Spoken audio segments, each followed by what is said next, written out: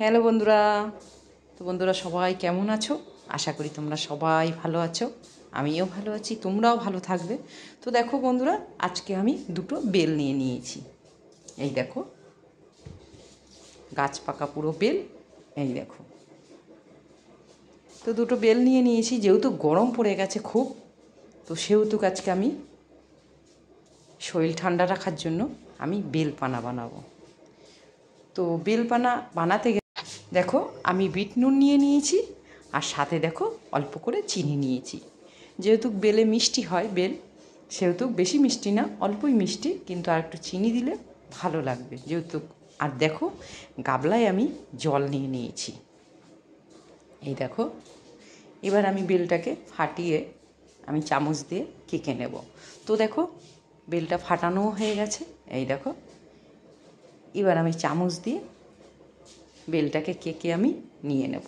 সব হাত দিয়ে নেওয়া যাবে না, সেহেতু বেলটাকে আমি কেটে কেটে চামচ দিয়ে নিয়ে নেব। তো দেখো বন্ধুরা, ততক্ষণ আমি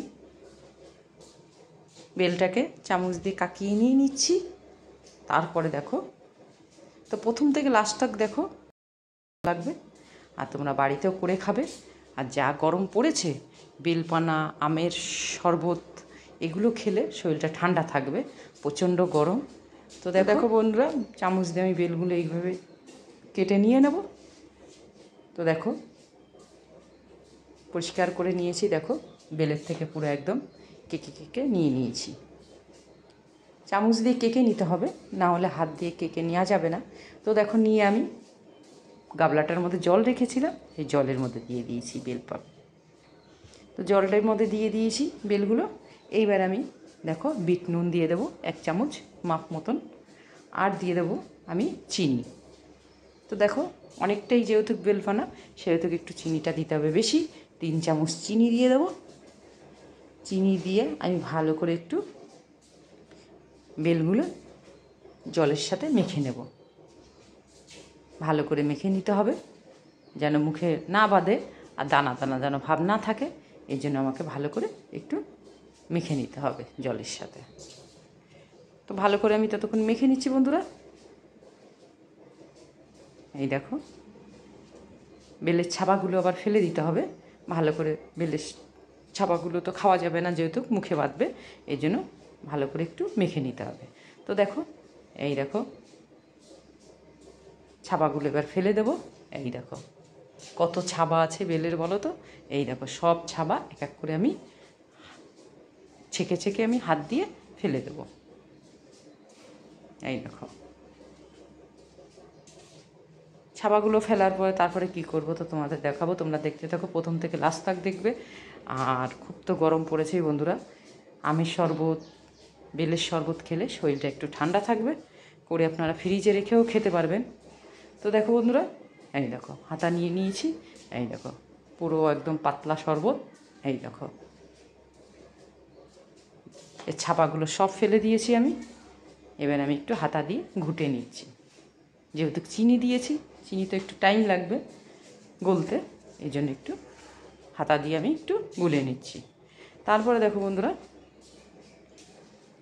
এবার আমি দেখো গোলা যেহেতু হয়ে গেছে, এবার আমি গ্লাস নিয়ে নিয়েছি। এই দেখো,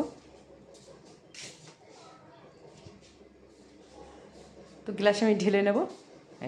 দেখো, শরবতটা আমি ঢেলে নিচ্ছি গ্লাসে। এই দেখো, অনেকটাই শরবত হয়েছে। এই দেখো, তার সাথে যদি একটু বরফ দেওয়া যায় আরও ভালো লাগবে। আর বেলপানা ঠান্ডা জলে বা বরফ দিয়ে যদি বেলপানা করা যায় বা ফ্রিজে রেখে দেয়, খেতে খুব ভালো লাগে, আর খেতেও খুব সুন্দর লাগে। তো যাই হোক বন্ধুরা, দেখো আমি বরফ দিয়ে দিলাম।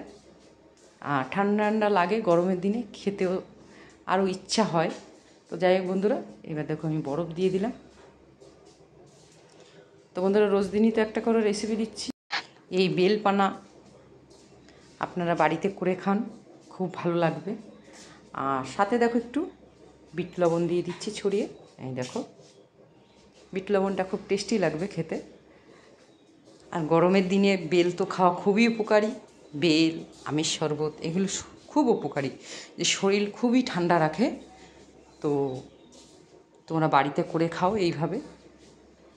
যা গরম পড়েছে, সবাই সুস্থ থাকবে। তো যাই হোক বন্ধুরা, আমি তো 2 গ্লাস ঢেলে নিয়ে দেখো অনেকটাই করেছিলাম।